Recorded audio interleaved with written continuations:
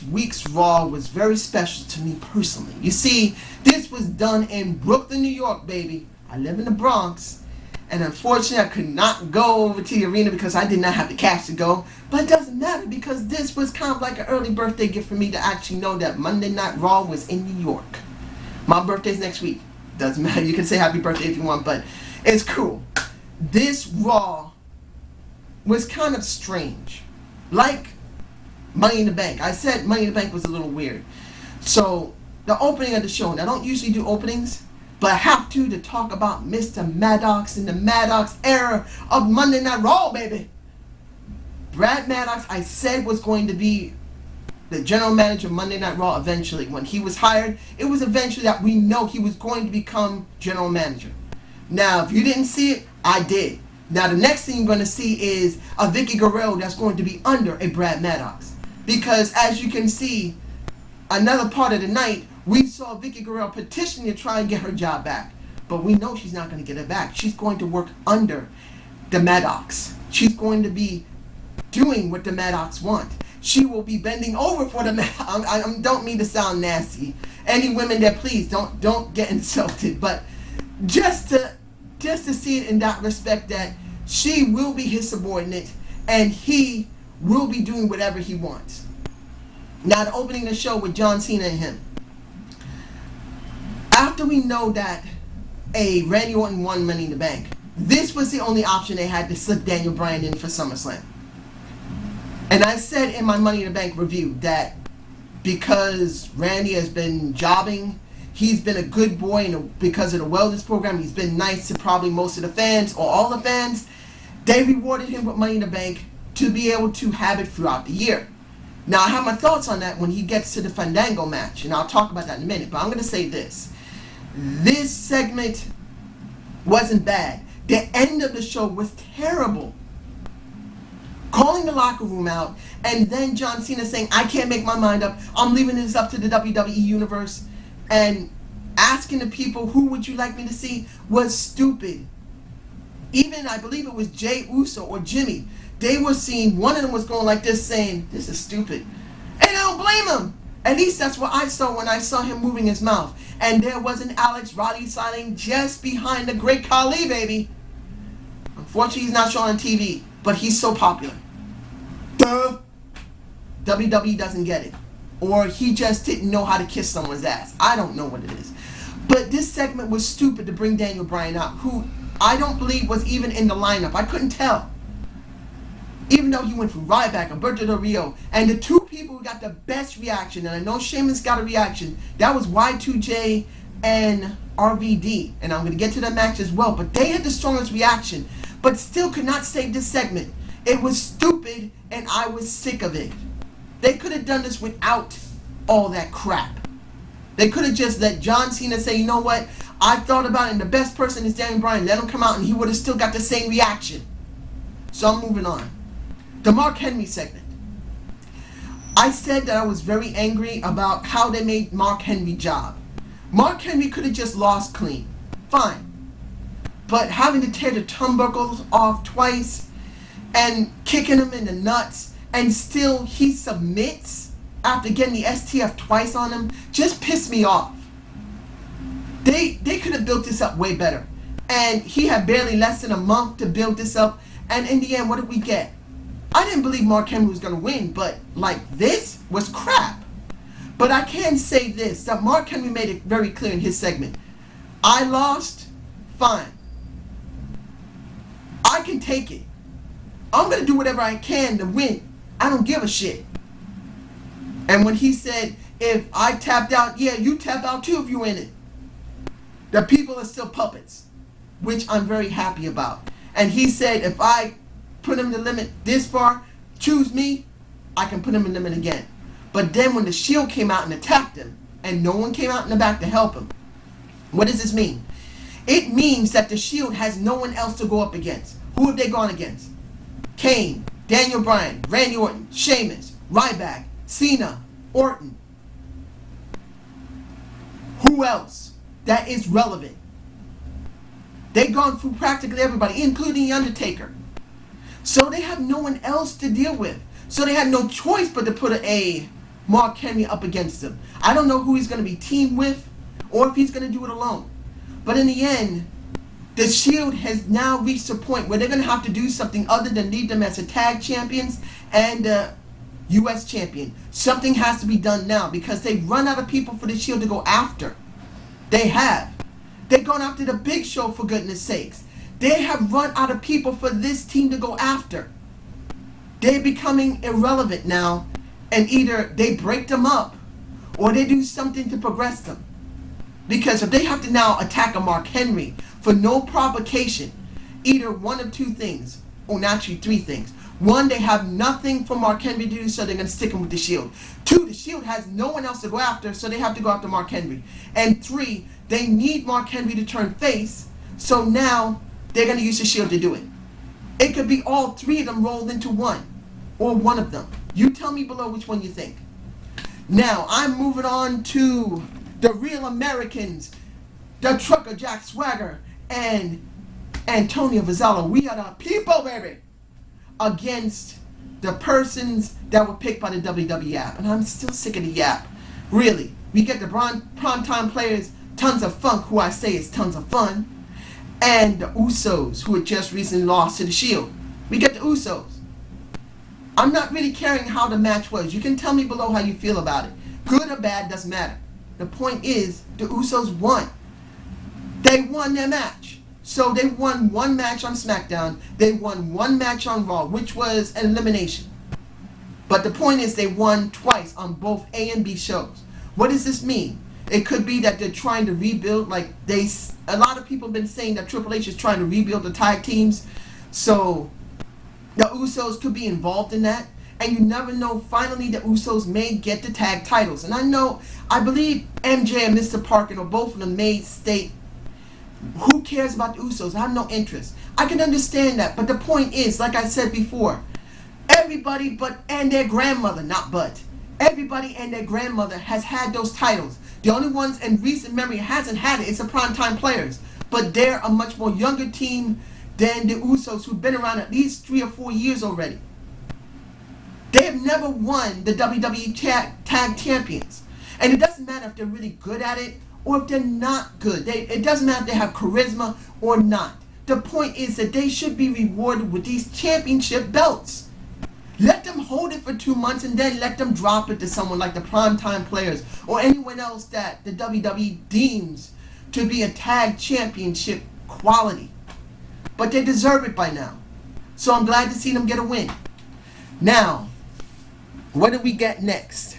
We get Damien Sandow, our new intellectual Money in the Bank champion, and Christian. The match wasn't bad, but this wasn't about the match. Damien lost, but this is not about losing. Holding up that title saying, I am your intellectual Money in the Bank winner, Damien Sandow. Holding his hand like this to make sure he can't see what's about to come at him. And that is a freight train called Cody Rhodes. Kicked his ass. What does this mean? Does this mean Cody has turned face? I don't know yet, because they have not allowed him to talk on normal television, either SmackDown or Raw. If it's on the app, it does not count. If it's on WWE.com, it does not count. He must be interviewed on television. If you believe that it's better to see it on WWE.com and the app, you tell me below and explain to me why.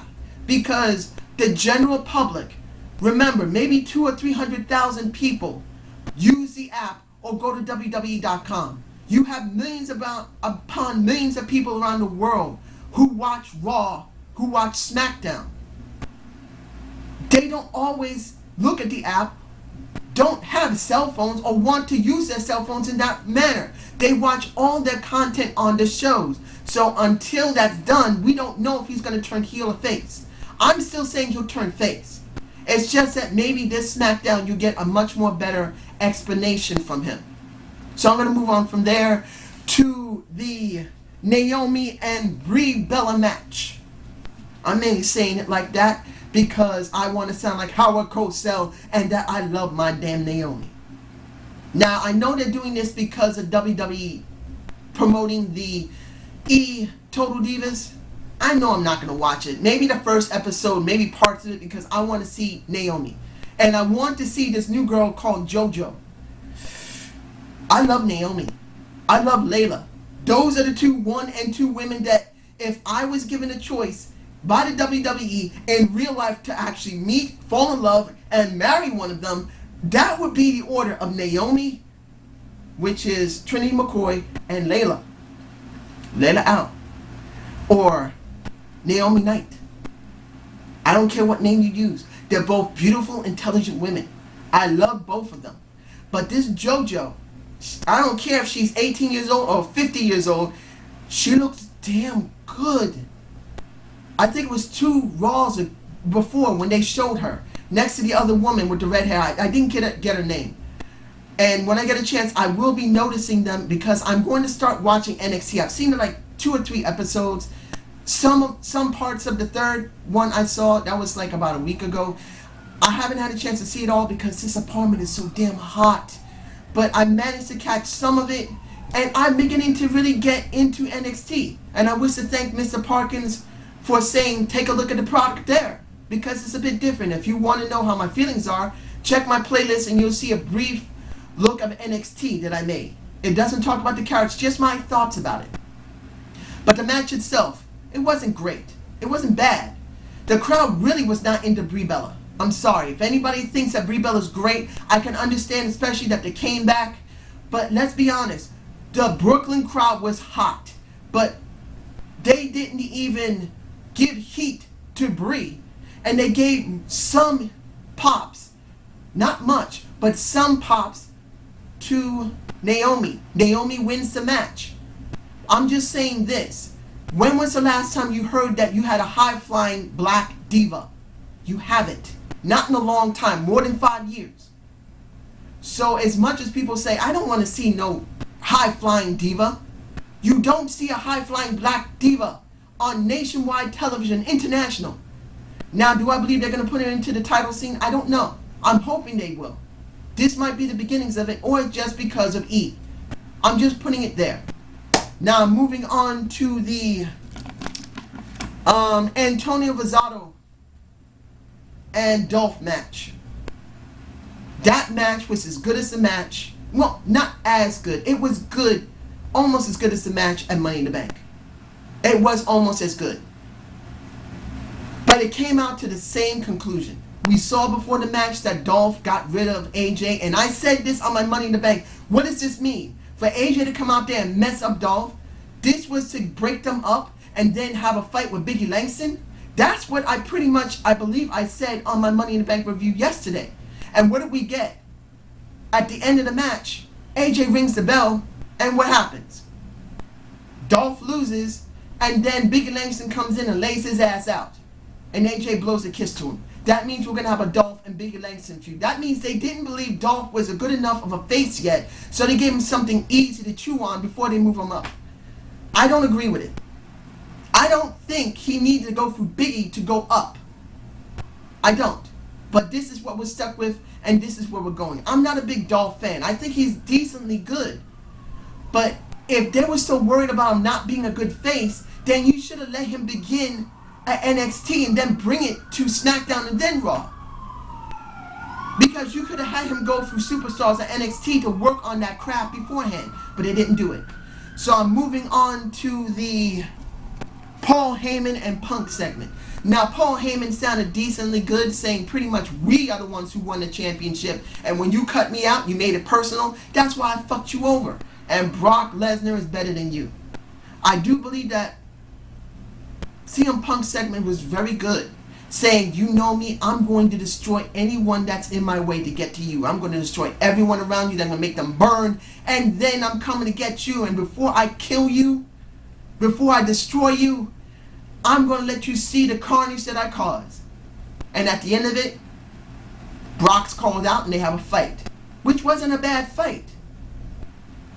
I'm actually quite interested in this. I knew when CM Punk went away, or just before he was going to go away, the best person for him to go up against would be a Brock Lesnar. That Paul Heyman would have some type of conflict choosing between Brock and CM Punk. He chose Brock. He's going after him. This is what needs to be done. I just hope they cultivate this enough before SummerSlam. Or going after SummerSlam. They could. You never know. So, let's see. The Wyatts and R-Truth. And I can't stand R-Truth as the old rapper as he was. I can't stand it. He was better the way he was when he was dealing with Jimmy. I'm sorry. But it's good to use R-Truth to get over the Wyatt family and Brad Wyatt. That was a good segment. Coming to the ring, his partners beat the shit out of R-Truth, and then he in the ring wipes out R-Truth, kisses him on the head, and lays him out. I have to say that this is the most well presented group that I've seen in a while. I don't know how long this is going to last. But at this moment, I'm intrigued. I am not bored with the Wyatts. I'm actually quite interested to see how far they're going to take them. I am. Now, let's see. Anything else I'm forgetting here? Before I move on to RVD and Jericho, which is probably going to be the last thing I'm going to talk about, I'm going to say about 1-800-fella, I'm going to bro kick you in the back. I have to say it's still funny. I just got to say that. I have to. Seeing that guy with the hiccups then almost getting his head knocked off was fun. And then seeing Sheamus walk away was cool. So the last thing I'm going to talk about, let me make sure I didn't forget anything, because I don't want to forget nothing, because I do love this, is the Jericho and RVD. That match didn't need to happen. I'm going to say this out loud. I'm going to say this very clear. The match didn't need to happen. It could have been cultivated into a feud. Because they did a very good job. People were screaming, "This is awesome," out of their seats. They were. They were screaming almost as loud as for the Dolphin ADR match. I think louder. That's how much the people loved it and screaming ECW. Of course they're going to get that from RVD. But the point is that this match could have been cultivated. Even if Jericho still had a job, which he did. Jericho lost and he jobbed. That makes 2 jobs in a row. And I don't know why Ryback was even given that option to win that match. But it's not the point. The point is that this could have been cultivated into a feud. They could have had this going into SummerSlam. And it didn't matter which one won. People would have still been very interested to see an old good veteran in RVD and an old good veteran in Chris Jericho. They made it good. They almost tore the house down. And I really believe they could have made this into a feud. They could still make this into a feud. They could. Because we don't know what they're going to do with RVD now. And we don't know what they're going to do with Jericho. But it does take a bit away from it because the match has happened. So I really think this was a long-term viewing by the WWE. They made a big mistake on this. So what do I feel about this show? I'm giving it a B-. I feel that Dolph having to do this now with AJ and Biggie Langston, I wasn't fond of this going to come down when I thought of Money in the Bank. I still am not. That's a step down for Dolph, but this is what they're doing. Daniel Bryan could have easily just been called out by Cena at the end. Sorry folks, my batteries died. I'm having problems with my batteries. They're at the end of their life. They're rechargeable. But this is a B- show. And I really believe that they could have done some better stuff, especially with Daniel Bryan. They didn't need to do the locker room. So I hope you enjoyed the Zane's View, and subscribe and comment to my channel. And I'm very happy that you've been enjoying my videos, as I've done a video saying simply thank you for watching my shows for the last year. I'm very happy and I'm very privileged that people want to hear my opinions. You guys have a good day.